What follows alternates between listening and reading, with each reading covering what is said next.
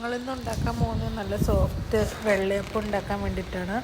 അതിന് വേണ്ടിയിട്ട് ഞാനൊരു 2 ഗ്ലാസ് അരിയായിരുന്നു വെള്ളത്തിലിട്ടിരുന്നത്. ഏകദേശം ഒരു 4 മണിക്കൂറോളം ഞാൻ അരി കുതിരാനിട്ടിട്ടുണ്ടായിരുന്നു. നമ്മുടെ നോർമൽ പച്ചരി തന്നെയായിരുന്നു എടുത്തത്.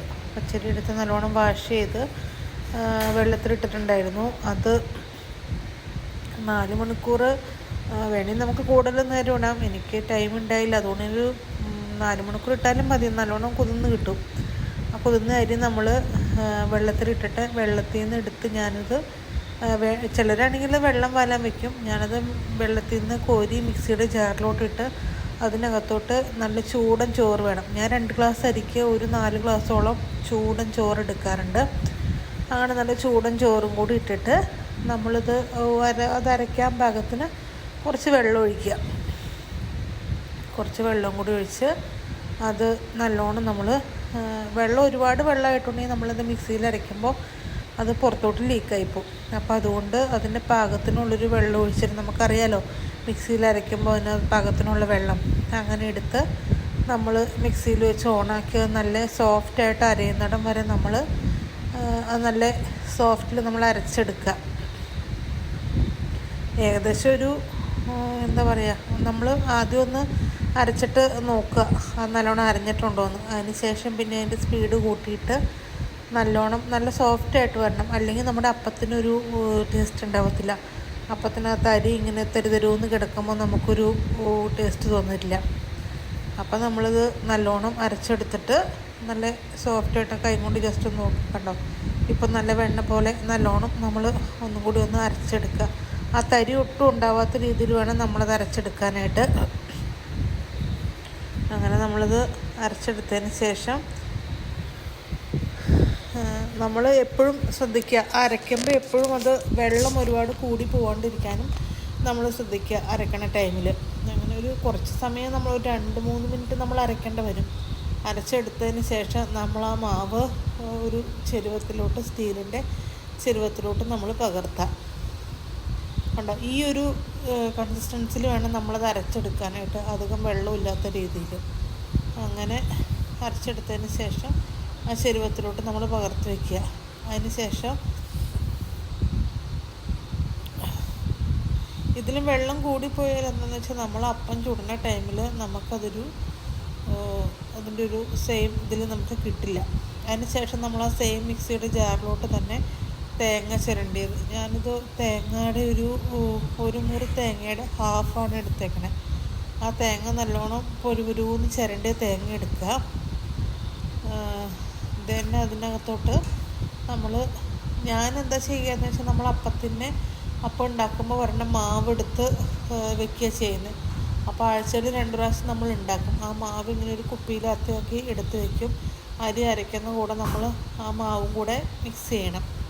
ഇതിപ്പോൾ ആ കുപ്പിയിൽ നിന്ന് ആ മാവ് നല്ലോണം നമ്മളത് ഈസ്റ്റ് ചേർക്കണേക്കാളൊക്കെ എപ്പോഴും നല്ലതാണ് നമ്മളിങ്ങനെ മാവ് ചേർക്കുകയാണെങ്കിൽ. അപ്പോൾ ആ മാവും കൂടി എടുത്ത് മിക്സ് ചെയ്ത് ബാലൻസുള്ള അരി, നമ്മുടെ കുതിരാനിട്ടിരുന്ന ബാലൻസുള്ള അരിയും കൂടെ ഇതിനകത്തോട്ട് ഇട്ടിട്ട് നമ്മളത് ഒന്നും കൂടെ അരച്ചെടുക്കുക. അപ്പോൾ കണ്ടോ, നമുക്ക് വേണമെങ്കിൽ ഈ അരി കുതിരാനിട്ടൊരു 4 മണിക്കൂറിന് ശേഷം നമുക്ക് വേണമെങ്കിൽ വെള്ളം വാലാനായിട്ട് എടുത്ത് വയ്ക്കാം. പക്ഷെ വെള്ളം അങ്ങനെ എടുത്ത് വെച്ചില്ലെങ്കിലും കുഴപ്പമില്ല. നമ്മൾ ഈ ബാക്കി വരുന്ന വെള്ളത്തിൽ നിന്ന് എടുത്താലും മതി. എങ്ങനെയാണ് നമുക്ക് അരയ്ക്കാൻ കുറച്ച് വെള്ളം ഒഴിച്ചു കൊടുക്കണം. അപ്പോൾ നമ്മൾ വെള്ളത്തിൽ നിന്ന് എടുത്താലും കുഴപ്പമില്ല. പിന്നെ ആ മാവ് എടുത്ത് വെക്കുന്ന കുപ്പി ജസ്റ്റ് ഒന്ന് കഴുകിയ ബാലൻസുള്ള മാവും കൂടെ ഇതിനകത്തോട്ട് ചേർക്കുക. അപ്പോൾ നമുക്കത് കറക്റ്റായിട്ടത് അതിൻ്റെ ആ പുളിപ്പ് കറക്റ്റായിട്ട് നമുക്ക് കിട്ടും. വേറെ എക്സ്ട്രാ ഈസ്റ്റോ കാര്യങ്ങളോ ഒന്നും നമ്മൾ ചേർക്കേണ്ട വരത്തില്ല. അപ്പം അങ്ങനെ നമ്മൾ ആവശ്യത്തിനുള്ള വെള്ളവും കൂടി ഒഴിച്ച് നേരത്തെ ചെയ്തതുപോലെ തന്നെ നല്ലവണ്ണം നമ്മളിത് അരച്ചെടുക്കുക. അപ്പോൾ അരയ്ക്കുന്ന ഒപ്പം തന്നെ നമ്മളൊരു കുറച്ച് പഞ്ചസാരയും കൂടി ചേർത്ത് കൊടുക്കുക. ഇപ്പോൾ ഒരു 2 ഗ്ലാസ് അരിക്ക് നമുക്ക് സ്ഥിരമാകുമ്പോൾ നമുക്ക് ഏകദേശം അറിയാം. ഞാനൊരു 3-4-5 സ്പൂണോളം പഞ്ചസാര ഇടുന്നുണ്ട്. പഞ്ചസാരയും കൂടി ഇട്ട് അപ്പോൾ നമ്മുടെ അപ്പത്തിന് നല്ലൊരു ടേസ്റ്റ് വരും. ആ തേങ്ങയുടെ ഒരു മധുരവും പഞ്ചസാരയും എല്ലാം കൂടി ആകുമ്പോൾ അപ്പത്തിന് നല്ലൊരു ടേസ്റ്റ് വരും. ബാക്കി വരുന്ന അരിയും കൂടി അതിനകത്തോട്ട് ഇട്ടിട്ട് നമ്മൾ അത് അരച്ച് തീർക്കും.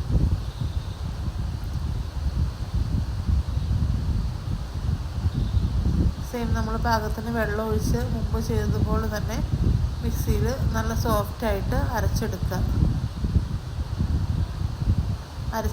നമുക്ക് കുറച്ച് ടൈം എടുക്കും. കാരണം ഈ പച്ചരി ആയതുകൊണ്ട് അത് നല്ല സോഫ്റ്റായിട്ട് അരച്ച് കിട്ടണം നമുക്ക്.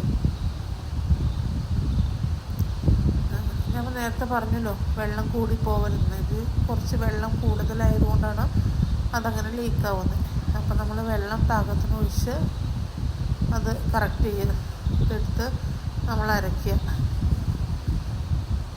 അപ്പോൾ ഫസ്റ്റ് തന്നെ നമ്മൾ വെള്ളം ഒഴിക്കുമ്പോൾ അത് വെള്ളം കുറച്ചൊഴിക്കാൻ ശ്രമിക്കുക. അങ്ങനെ ഒഴിച്ച് നല്ലോണം സോഫ്റ്റായിട്ട് അരച്ചെടുക്കുക. ഇതിപ്പോൾ നമ്മൾ കുറച്ചങ്ങോട്ട് പകർത്തിയിട്ട് ബാലൻസ് നമ്മൾ അരച്ചെടുക്കണം.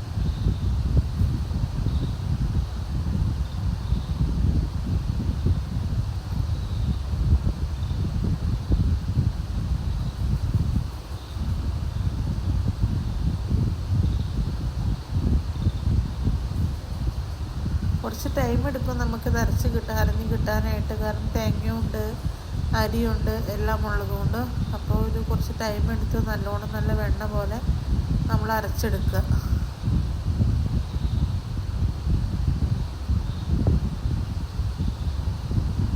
അരച്ചതിന് ശേഷം നമ്മൾ ആദ്യം ചെയ്തതുപോലെ തന്നെ നമ്മൾ ആ ഫസ്റ്റ് അരച്ചൊഴിച്ച് വെച്ചതിലോട്ട് ആ മാവിലോട്ട് തന്നെ നമ്മൾ ഇതും കൂടി ഒഴിക്കുക.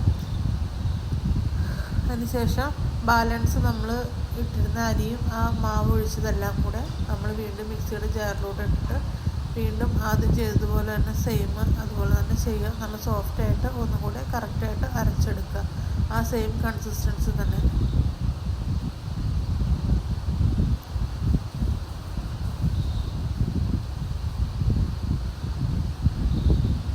അതും അതുപോലെ നമ്മൾ ഫസ്റ്റൊക്കെ അരച്ചതുപോലെ തന്നെ നല്ല സോഫ്റ്റായിട്ട് തന്നെ അരഞ്ഞ് കിട്ടണം. അല്ലെങ്കിൽ നമ്മുടെ മാവ് അത്ര ഇതാവത്തില്ല. കാരണം എന്താണെന്ന് വെച്ചാൽ അരവ് കുറഞ്ഞിട്ടുണ്ടെങ്കിൽ അതിങ്ങനെ തരുതരുവെന്ന് കിടക്കുമ്പോൾ നമ്മുടെ അപ്പം ചുടുമ്പോൾ നമ്മളത് കോരി ഒഴിച്ച് പാനിൽ പരത്തുന്ന ടൈമിൽ അതിൻ്റെ ഷേപ്പ് കറക്റ്റ് ആവത്തില്ല. അപ്പം നമ്മളെപ്പോഴും അരയ്ക്കുമ്പോൾ നല്ല സോഫ്റ്റായിട്ട് നല്ല വെണ്ണ പോലെ അരച്ചെടുക്കാനായിട്ട് ശ്രമിക്കുക. അധികം വെള്ളം കൂടാതെ മീൻസ് ഒരുപാട് വെള്ളമായി പോവാതെ പാകത്തിന് അരച്ചെടുക്കാനായിട്ട് ശ്രമിക്കുക. ഇപ്പം നമ്മുടെ അരി ഫുള്ള് നമ്മൾ അരച്ച് കഴിഞ്ഞിട്ടുണ്ട്. അങ്ങനെ അരച്ച് കഴിഞ്ഞ അരി എല്ലാം കൂടെ നമ്മൾ ആ ഒരു ചെരുവത്തിലോട്ട് നമ്മൾ പകർത്തിയിട്ടുണ്ട് മിക്സിയുടെ ജാറിൽ നിന്നെല്ലാം. ഇനി നമ്മൾ ചെയ്യേണ്ടത് നമ്മുടെ കൈ വെച്ചിട്ട് അത് നല്ലവണ്ണം മിക്സ് ചെയ്യുക. കാരണം ആ ചോറും തേങ്ങയും അതെല്ലാം പഞ്ചസാര എല്ലാം കൂടെ നന്നായിട്ട് മിക്സ് ആവാൻ വേണ്ടിയിട്ട് നമ്മുടെ കൈ വെച്ച് നല്ലവണ്ണം നമ്മൾ മിക്സ് ചെയ്യുക. എത്രയോ പ്രാവശ്യം നമ്മൾ കൈ കൊണ്ട് ഇങ്ങനെ നല്ലവണ്ണം ഇട്ട് കറക്കുന്നു, അതനുസരിച്ച് നമ്മുടെ അപ്പം നല്ല സോഫ്റ്റായി കിട്ടും. അപ്പോൾ മാക്സിമം നമ്മൾ ശ്രമിക്കുക കൈ കൊണ്ട് നല്ലോണം നമ്മളിങ്ങനെ കറക്കി പതപ്പിച്ച് വരുവാണെങ്കിൽ അതനുസരിച്ച് നമ്മുടെ അപ്പം നല്ല സോഫ്റ്റായി കിട്ടും. അപ്പോൾ മാക്സിമം നമ്മൾ കൈ കൊണ്ട് കറക്കി പതപ്പിച്ച് എടുക്കുക. കാരണം നമ്മൾ ചൂടൻ ചോറ് അരച്ചേക്കുന്നതുകൊണ്ട് ആ മാവിന് ചെറിയൊരു ചൂടുണ്ടാവും. അങ്ങനെ കൈ വെച്ചിട്ട് നല്ലോണം കലക്കി എല്ലാം കൂടെ നല്ലോണം യോജിപ്പിച്ചതിന് ശേഷം നമ്മളെ ചെരുവത്തിൻ്റെ സൈഡിലായതൊക്കെ വടിച്ചിട്ടിട്ട് നമ്മൾ മൂടി വയ്ക്കുക. ഞാനിത് അരച്ചത് ഏകദേശം ഒരു 10:30 ആയ സമയത്തായിരുന്നു. ഇതിപ്പോൾ മോർണിംഗിൽ 5:30 ഞാൻ നോക്കിയപ്പോഴേക്കും നമ്മുടെ മാവ് നല്ലവണ്ണം വീർത്തിട്ടുണ്ട്. അതിനകത്തോട്ട് ഒരു പാകത്തിനുള്ള ഉപ്പ് ചേർത്ത് കണ്ടോ, നമ്മുടെ മാവ് നല്ല വീർത്ത് പതിഞ്ഞ് വന്നിട്ടുണ്ട്. അതിനകത്തോട്ട് നമ്മൾ പാകത്തിന് ഉപ്പ് ചേർത്ത് മിക്സ് ചെയ്യുക. ഉപ്പ് ചേർത്തതിന് ശേഷം നമ്മൾ ഒരു റൗണ്ടിൽ നല്ലവണ്ണം അത് കലക്കിയെടുക്കുക. അതില്ലെങ്കിൽ എന്താണെന്ന് വെച്ചാൽ ആ ഉപ്പ് ഒരു സൈഡിൽ മാത്രം കട്ട പിടിച്ചിരിക്കും. അപ്പോൾ അതുകൊണ്ട് നമ്മൾ നല്ലവണ്ണം ഉപ്പിട്ടിട്ട് കലക്കി അത് മിക്സ് ചെയ്തെടുക്കുക. നല്ലവണ്ണം ഇളക്കുക ഉപ്പിട്ടിട്ട്. കുറച്ചധികം സമയം ഇളക്കും തോറും അത്രയും നല്ലതാണ്. അതിനുശേഷം നമ്മൾ ഉപ്പിട്ട് ഇളക്കി നമ്മൾ ജസ്റ്റ് നോക്കുക ഉപ്പുണ്ടോ ഇല്ലയോ എന്ന് നോക്കുക. പിന്നെ നമ്മളൊരു 5 മിനിറ്റ് അങ്ങനെ ഉപ്പിട്ടിട്ട് ഇളക്കി അങ്ങനെ വെച്ചതിന് ശേഷം നമ്മുടെ പാൻ ചൂടാവാൻ വയ്ക്കുക. ആ സമയം കൊണ്ട് നമുക്ക് നെക്സ്റ്റ് ദിവസത്തേക്ക് വേണ്ട മാവെടുത്ത് നമ്മുടെ ഇന്നലെ നമ്മളെടുത്ത ടിന്നിൽ തന്നെ എടുത്ത് വയ്ക്കുക. അതിലെടുത്ത് വെച്ച് നമ്മൾ ഫ്രിഡ്ജിലോട്ട് വയ്ക്കും. അത് ഓൾറെഡി പുളിച്ചതാണല്ലോ. എന്നിട്ട് നെക്സ്റ്റ് ഡേയിൽ നമ്മൾ മാവ് അരയ്ക്കണമൊപ്പം ഇതും കൂടി ചേർത്ത് അരയ്ക്കുന്നത്. അതെടുത്ത് ഫ്രിഡ്ജിൽ വെച്ചതിന് സമയം കൊണ്ട് നമ്മുടെ പാൻ അവിടെ ഇരുന്ന് ചൂടാവുന്നുണ്ട്. പാൻ നമ്മൾ ആദ്യം ഫുൾ ഫ്ലെയിമിൽ വെച്ചിട്ടാണ് ചൂടാക്കുന്നത്. അത് നല്ലോണം ചൂടായി കഴിയുമ്പോൾ നമ്മൾ ഫ്ലെയിം ഒന്ന് കുറച്ചിട്ട് ഈ അപ്പത്തിൻ്റെ മാവ് ഒന്ന് ഇളക്കിയതിന് ശേഷം നമ്മൾ പാൻ നല്ല ചൂടാവണം കേട്ടോ. പാൻ ചൂടായില്ലെങ്കിൽ എന്താണെന്ന് വെച്ചാൽ നമ്മുടെ അപ്പം ഒരു സുഖം ഉണ്ടാവത്തില്ല. നമ്മൾ കോരി വെച്ചപ്പോൾ ഇപ്പം നമ്മൾ തീയൊക്കെ ഒന്ന് കുറച്ചതിന് ശേഷം നമ്മുടെ പാൻ നല്ലോണം ചൂടായിട്ടുണ്ട്. നമ്മൾ അപ്പത്തിൻ്റെ മാവ് ഒരു കയ്യിലാണ് നമ്മൾ ഒഴിക്കുന്നത്. അതൊഴിച്ച് നല്ലവണ്ണം നമ്മൾ അതുകൊണ്ട് ആ സ്പൂണും കൊണ്ട് തന്നെ നമ്മളത് പരത്തി കൊടുക്കുക. അപ്പോൾ കണ്ടോ നമ്മുടെ അപ്പത്തിന് നല്ല കണ്ണം കൊത്തൊക്കെ ആയിട്ട് വരുന്നുണ്ട്. അതിന് ശേഷം നമ്മൾ വേണമെങ്കിൽ നമുക്ക് മൂടി വയ്ക്കാം, മൂടി വയ്ക്കാതെ നമുക്കത് വേവിച്ചെടുക്കാം. ഞാനിപ്പോൾ ജസ്റ്റ് പെട്ടെന്നൊന്ന് രാവിലെ പോകാൻ തിരക്കുള്ളത് കൊണ്ട് പെട്ടെന്നൊന്ന് ആവാൻ വേണ്ടിയിട്ടൊന്ന് മൂടി വെച്ചു. നമ്മൾ മൂടി നമുക്ക് ഇതിനകത്തൊക്കെ കാണാൻ പറ്റുന്നുണ്ട് നല്ല കണ്ണം കൊത്തൊക്കെ ആയിട്ട് നമ്മുടെ അപ്പം വന്നേക്കുന്നത്.